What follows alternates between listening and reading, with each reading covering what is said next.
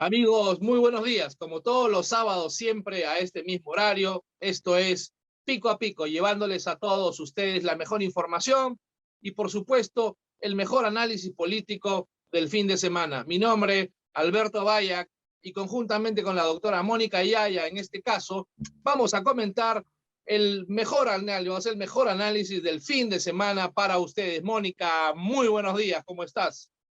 Hola, buenos días, Alberto. Gustosa de estar nuevamente conversando contigo.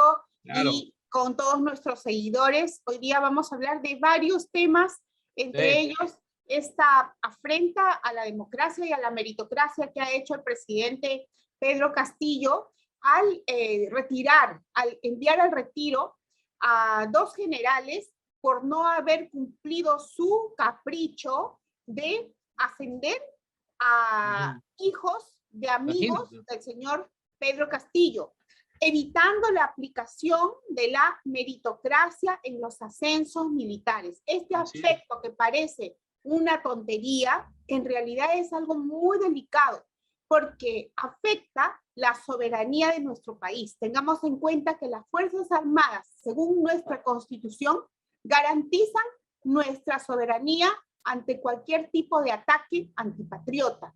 Y es realmente revelador que el presidente Pedro Castillo, que no se caracteriza por haber llevado una vida, pues, digamos, amante de la democracia y que ame realmente nuestro país, que ame a todos los peruanos como un presidente, sino que los separe y los divida para enfrentarlos, resulta revelador que alguien con esas características tenga la osadía de descabezar nuestras Fuerzas Armadas, poniendo a nuestro país en grave riesgo. Ya vimos, por ejemplo, lo que ha pasado hoy en La Mar. Se ha asesinado a un alcalde y no se conocen todavía los motivos. Lógicamente, aquí hay un autor que es el triunvirato que existe entre el narcotráfico, el senderismo y el sicariato. Ese gran culpable está en estos momentos suelto en plaza, precisamente porque el señor Pedro Castillo ha continuado con esta labor iniciada por Martín Vizcarra y seguida por Francisco Sagasti de descabezar nuestras fuerzas policiales y de desorganizar a nuestras Fuerzas Armadas. Así es, Mónica, absolutamente de acuerdo contigo. Resulta oprobioso, como tú bien lo dices, una afrenta a las instituciones armadas que son son instituciones tutelares de la nación, las cuales el señor Pedro Castillo, un hombre que ya lo hemos expresado en múltiples oportunidades, carente de todo talante democrático, con una falta de expertise o de experiencia en la gestión pública, ha querido pues elevar o ha querido llevar a los hijos de un amigo, ascenderlos como generales, justamente obstaculizando y haciendo y realizando una afrenta a la meritocracia representativa de las Fuerzas Armadas, en las cuales ellas son instituciones tutelares del Estado.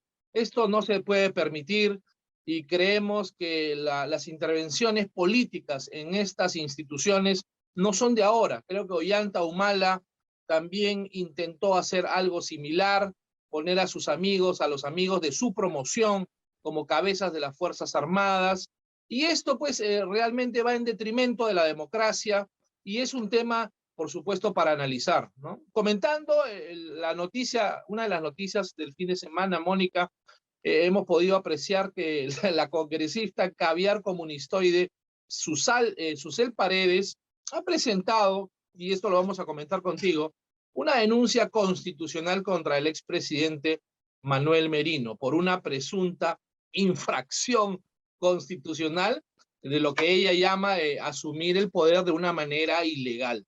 La verdad, cantinflesca, jacarandosa y estrafalaria esta denuncia de esta señora o esta señorita congresista, en las cuales pues no tiene la más mínima noción, Mónica, de lo que se refiere al derecho constitucional en la sucesión constitucional. Ella ha presentado a la titular del Parlamento, a Mari Carmen Alba, un documento en donde ella justifica que el ex jefe de Estado, Manuel Merino, ha vulnerado los artículos 43, 45 de la Carta Magna.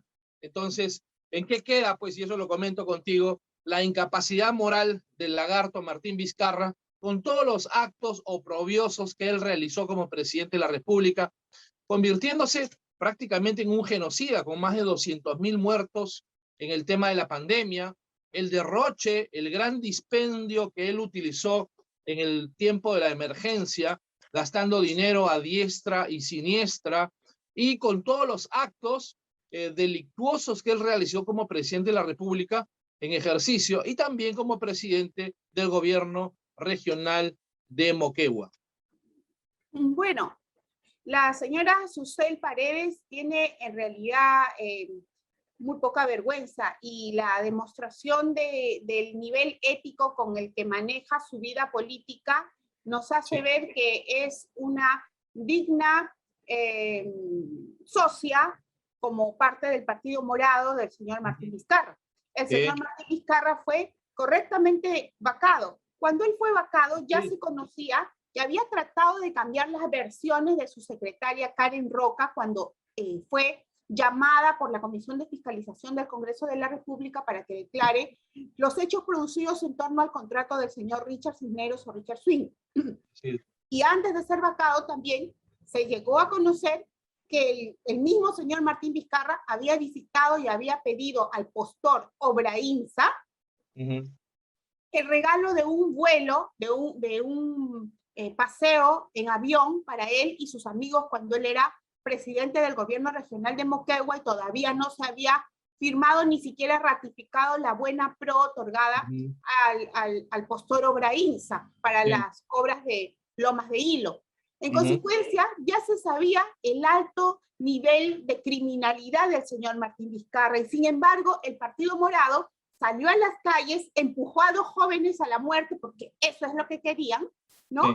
Para lograr que Martín Vizcarra retorne al sillón presidencial. Y como el pueblo ya no quería, ni siquiera los que salían a marchar querían que regrese Martín Vizcarra, violando la Constitución, un personaje absolutamente desconocido por el que nadie votó para presidente, que fue Francisco Sagasti, accedió a la presidencia de la República, siendo quizás uno de los menos votados en el Congreso. El mecanismo que establece la Constitución es que cuando el presidente de la República es vacado y los vicepresidentes no lo pueden suceder, porque ya Mercedes Arauz ya no era vicepresidenta, de acuerdo a lo que establece la Constitución, corresponde ejercer la presidencia por el bien del pueblo al presidente del Parlamento. Y es por eso que el señor Manuel Merino, digamos, aplicando esta disposición constitucional, accedió a la presidencia de la República. ¿Quiénes violaron la Constitución? El Partido Morado, que no estaba de acuerdo por las prebendas que recibía de Martín Vizcarra, y logró poner en la presidencia de la República a alguien a quien, según la Constitución, no le correspondía ser presidente de la República. Entonces aquí, si alguien debe ser acusado penal y además, penalmente y además por infracción a la Constitución, esos son los miembros de ese Partido Morado, que es un partido, desde mi punto de vista, asesino. Ellos son los que asesinaron a esos 2 jóvenes, Cinti y Brian, y no les hubiera importado asesinar a más. Fue una razón de celebración y de festejo para el Partido Morado, la muerte de esos 2 jóvenes, porque significó la renuncia de Manuel Merino para que acceda al poder alguien a quien no le correspondía ni siquiera ser presidente del Parlamento. Así es, Mónica, absolutamente de acuerdo. Y justamente ya estamos prácticamente por conmemorar el primer año de todos estos luctuosos sucesos que se dieron pues hace un año en noviembre en la destitución del presidente constitucional, Manuel Merino, producto de algaradas, producto de manifestaciones que fueron apuntaladas y soliviantadas por elementos definitivamente del Vizcarrato, es decir, grupos de revoltosos, de jóvenes que sin ningún rumbo, sin ninguna brújula, fueron utilizados, fueron manipulados por el Vizcarrato, por los movimientos estos caviares de izquierda, ¿no? Exacto, no tenían un proyecto Esos Así es. jóvenes que salieron a marchar sin rumbo, no Sí, tenían sí. un proyecto para el país. Y es No, por eso que finalmente tuvimos como presidente de la República a Francisco Sagasti, que correcto. tendrá que rendir cuentas también Sí, por claro. las compras de algunos medicamentos sobrevalorados, por Ajá. que continuó la muerte de muchos peruanos. No tiene nada que festejar ni nada que celebrar el señor Francisco Sagasti, solamente la falta de vergüenza que él y su partido apuntalado, como tú dices, por los comunistas. Tú sabes que los comunistas tienen de leninistas, por eso Perú Libre, que es el partido que está gobernando en estos momentos, dice, según su plan de gobierno, que es un partido marxista-leninista. Claro. Y el leninismo, Lenin, estableció como un mecanismo para llegar al poder la violencia. Él dijo, incluso era el más radical de todos los bolcheviques durante después del zarismo. Él estableció como necesidad el llegar al poder a través de medios violentos. Y por eso no sorprende lo que pasó aquí en noviembre. Sus medios violentos fue buscar muertos para de esa manera llegar al poder. Pero bueno, yo creo también, Alberto, que hay que revisar lo que está haciendo en estos momentos el señor Pedro Castillo, que es, Dios mío, yo creo que nuestro país no merecía una persona con tan pocos conocimientos para nada, pero con tantos conocimientos, sí, para vivir él como un zar, ¿no? Pero ahora se cierne una amenaza contra los peruanos, que es la elevación del precio del gas y de la electricidad, y sobre todo para la población que está en estos momentos en Lima, en donde hay mucha población provinciana. Yo soy provinciana y vivo en Lima, ¿correcto? Entonces, el día jueves, Pedro Castillo ha presentado al Congreso de la República un proyecto de ley, según él, para masificar el consumo del gas. Pero como no hay demanda en las regiones del país fuera de Lima y Callao, ha establecido como una necesidad llevar el gas. Lógicamente es necesario en la medida que pueda ser más económico, pero sus mecanismos de masificación del gas perjudican a la gran población también provinciana que está sentada en Lima, porque para abastecer a las regiones, a falta de impuestos, a falta de actividad minera, a falta de productividad, lo que va a hacer, de acuerdo a su proyecto de ley, es incrementar los precios del gas para todos los que vivimos en Lima, provincianos incluidos, y también aumentar el precio de la electricidad, porque ese aumento de precio que se tiene que dar en Lima, porque en las regiones no hay tanta demanda como en Lima, entonces para masificar en las regiones, tiene Lima que sostener esa masificación del gas en las regiones. Eso significa que las distribuidoras de gas que nos llevan no solamente el gas, sino también la electricidad que también se genera con gas hasta nuestras casas, nos van a incrementar a nosotros el precio del gas y de la electricidad. Este tipo de medidas, producto de la ignorancia por parte de Pedro Castillo, producto de su irresponsabilidad, producto de su mala gestión, de sus malas relaciones con el sector privado y de sus malas relaciones con el sector que invierte en el Perú, nos perjudica sobre todo a esa gran población que vive en Lima y, como repito, la mayoría de los cuales somos provincianos. La incapacidad, la improvisación demostrada a todas luces por este gobierno encarnado por Pedro Castillo, la verdad, a través de 100 días de desgobierno, pues está demostrando, Mónica, que el Perú se va al fondo del abismo. Este partido, este gobierno, este gobernante, Pedro Castillo, no tiene brújula. Ya se ha establecido clarísimamente que el hombre no tiene la más mínima noción de gestión pública, ninguna experiencia en la cosa pública, y no tiene un rumbo definido que pueda marcar, digamos, una línea divisoria entre la pobreza y la riqueza, o una línea que pueda trazar para iniciar el gran proceso de cambio y transformación a través de una reactivación económica, seguridad jurídica, estabilidad y seguridad económica, que es lo que el Perú en ese momento está requiriendo por encima de asambleas constituyentes o de la venta irrisoria de un avión presidencial que realmente no existe, porque es un avión de la FAP, Mónica, el cual es un avión desfasado, en desuso, que no se utiliza prácticamente, Entonces esas propuestas demagógicas, esas propuestas de último minuto para poder convencer, impactar o persuadir a un auditorio, a una masa que ya está dándose cuenta, Mónica, escúchame,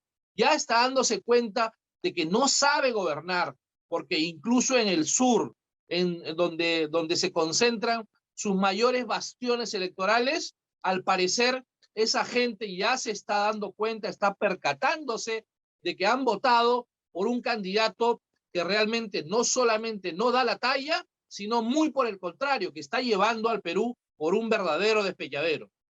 Así es, y mira, el que critica tanto a los limeños, que odia a los limeños, a mí se me hace inconcebible que un presidente de un país odie a un grupo de los ciudadanos de ese país, que los llame pitucos, que los llame limeños de manera despreciativa. Realmente no puede ser un líder de todo el Perú, porque el Perú somos todos. Pero el que critica tanto a los limeños se sirve del trabajo de los limeños a los que tanto critica para financiar sus medidas populistas. Para eso sí utiliza a los limeños, ¿verdad? Y a los provincianos que vivimos en Lima. Y por otra parte, es importante también mencionar que lo único que sabe hacer, su único objetivo, su única fijación es su asamblea constituyente, es hacia donde está caminando, ¿no? Y para eso tiene el apoyo de Vladimir Cerrón, su socio, con el que ahora simula está peleado, de la señora Mirta Vázquez, que está haciendo su pataleta porque porque se ha despedido a ese sector caviar que estaba en el Ministerio de Transportes y Comunicaciones, en la ATU, que está haciendo la pataleta por eso, ¿no? Pero no porque realmente ese grupo de personas haya trabajado por el Perú, o nosotros hemos sentido el trabajo de la ATU, o con el trabajo de la señora que ha sido destituida y que está llorando por allí porque los comunistas están sacando al sector caviar, los más extremistas de los comunistas están sacando al sector caviar de la ATU y del Ministerio de Transporte. Hemos sentido que el trabajo de esa señora nos ha beneficiado. ¿Ha habido menos accidentes? ¿Ha habido mejor servicio en el transporte público? No. Entonces no sé por qué le echan tantas flores a esta señora que los extremistas acaban de sacar del Ministerio de Transportes, ¿no? Y por esa razón la señora Mirta Vázquez está haciendo su pataleta, pero en realidad todos ellos siguen trabajando juntos por su asamblea constituyente para seguir gobernándonos mal, para seguir perjudicándonos mucho más allá de los 5 años establecidos en la actual Constitución. Exacto, y en el cúmulo de desórdenes, de gobierno, de desorganización gubernamental, de despotismo, es decir, de una serie de situaciones producto de la ideología comunista de este señor, pues no solamente eso, Mónica, sino paralelamente no hay una estrategia para la lucha contra el terrorismo urbano, la delincuencia ciudadana, no hay una estrategia contra el sicariato, la extorsión, que están lamentablemente incrementándose sustancial y sistemáticamente en Lima. Y ahora, hoy día, hemos recibido la lamentable noticia que el alcalde de la provincia de La Mar, en Ayacucho, eso fue lamentablemente ayer ha sido asesinado, es decir, él y su esposa, y presumiblemente por elementos terroristas, no sabemos, todavía no hay una información clara al respecto. Entonces, todo esto es producto de la falta de gobierno, la falta del principio de autoridad de un estadista que gobierne para todos, no solamente para un grupete que promueve la Asamblea Constituyente. Es cierto, y son lo mismo, Alberto, son lo mismo los terroristas, los narcotraficantes y los sicarios. Han formado, entre todos ellos han formado una sola organización criminal que simplemente cambia de nombre según la región en la que estén asentados. Son absolutamente lo mismo. El sicario al mismo tiempo protege al que vende drogas, el que vende drogas sostiene al terrorismo, el terrorismo protege. Entonces, estamos hablando de lo mismo. Y respecto, mira, Pedro Castillo y su gabinete de asesores no tienen estrategia para nada. No les interesa tener estrategia ni para la salud, ni para la educación, ni para la seguridad, ni para la economía. No les interesa. Lo único que ellos quieren y que es lo que los está guiando es la Asamblea Constituyente para seguir gobernándonos mal Así es. Más de los 5 años establecidos en la actual Constitución. Sí, yo estoy convencido de ello. Y al parecer quieren aplicar esta teoría ideológica de Antonio Gramsci, que fue ¿cómo se llama? Uno de los más grandes ideólogos italianos, fundador del Partido Comunista Italiano, en el cual pregona una doctrina muy clara, ¿no? Digamos, la infiltración subrepticia, no necesariamente a través de la democracia, ni tampoco de las elecciones, pero sí una infiltración en todos los estamentos del Estado nacional, el marxismo cultural, en la cultura, en el deporte, en la televisión, los medios de comunicación, en la política, en todos los aspectos de la vida cotidiana, social, económica. Es decir, el incremento o el copamiento, ¿no?, de esta doctrina a través de la cosa pública. Y eso es lo que intentan por lo menos hacer Pedro Castillo y sus compinches, pero para realmente destruir el Estado, no hacer una reactivación económica que debería darse, sino para implantar, Mónica, la República de la Nueva Democracia, es decir, este invento del marxismo puro, en la teoría marxista, cómo apoderarse del Estado mediante esta doctrina y, por supuesto, gobernar y perpetuarse en el poder. Mira, el partido que está gobernando, que es una derivación en realidad de la ideología senderista, tiene como una de sus principales técnicas para llegar al poder la violencia, ¿no? Y así lo dijo Lenin, así se impuso en el Congreso bolchevique, luego de la época zarista de Rusia.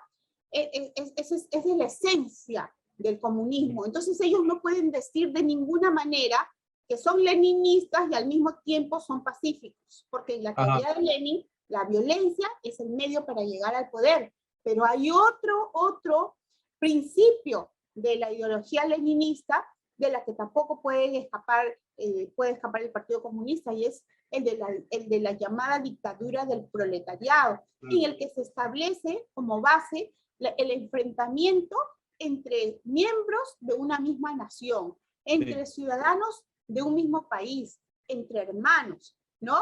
No solamente se divide al obrero, del campesino y de la clase media, porque definitivamente existen estos sectores populares, pero no necesariamente tienen que estar enfrentados. Pero en la ideología comunista sí tienen que estar enfrentados. Tiene que haber una lucha de clases y tiene que imponerse una dictadura del proletariado, para lo cual es necesario reprimir los derechos, todos los derechos de la clase media. Así no se gobierna un país, Alberto. Así no se avanza. Es por eso que para Pedro Castillo es tan normal que siga habiendo en nuestro país sicariato, terrorismo, enfrentar, llamar pituquitos a un grupo de los ciudadanos que pagan sus impuestos para que él haga las fiestas de su hija en el palacio.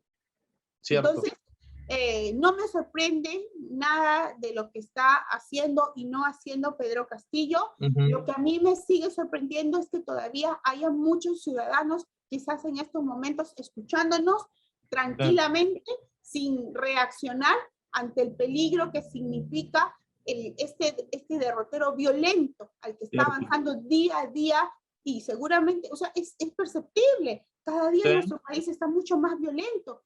Así es. ¿Y qué? ¿No les preocupa a los ciudadanos que no hacen nada? ¿No les preocupa la suerte de sus hijos? ¿No les preocupa que cuando su hija salga a comprar a la bodega de la esquina le pase algo y no haya sanción para los delincuentes que le hagan algo a sus hijas? ¿No les preocupa que salga su hijo a estudiar y no regrese? ¿No les preocupa eso? Entonces, como les digo, a mí no me sorprende de Pedro Castillo. Ellos dicen que son marxistas leninistas, ya se sabe que son violentos. A mí lo que me preocupa es que haya todavía muchos ciudadanos sentados en su casa cómodamente, descansando, cuando deberían en estos momentos estar protestando por la continuidad de este gobierno que nos está llevando al desastre. Así es. Esa es la gran diferencia entre un presidente, entre un estadista de gobierno y un improvisado, un incapaz, un inexperto en la gestión, que lamentablemente, Mónica, nos está gobernando sin derrotero, sin rumbo fijo, sin un plan ni con una línea programática establecida, simplemente al caballazo, a la improvisación máxima y con un discurso sindicalista y populista a ultranza.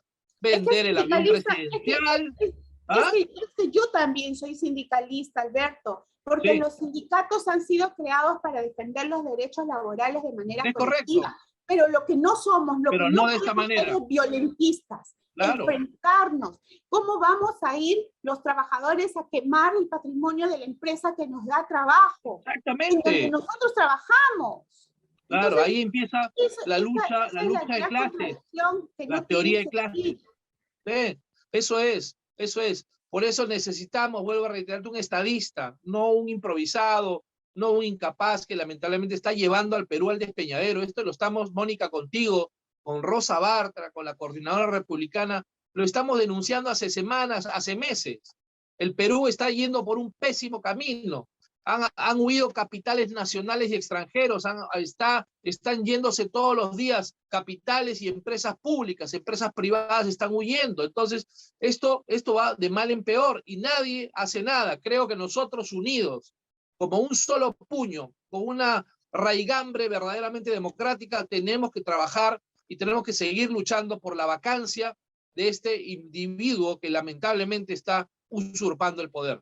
Yo te agradezco mucho, Mónica, se nos fue la hora, se nos fue el tiempo, era para conversar mucho más tiempo contigo, pero seguramente lo haremos contigo la próxima semana. Un gran abrazo para todos, amigos. Esto ha sido Pico a Pico con Mónica Yaya, un servidor, Alberto Valla. Gracias, Mónica.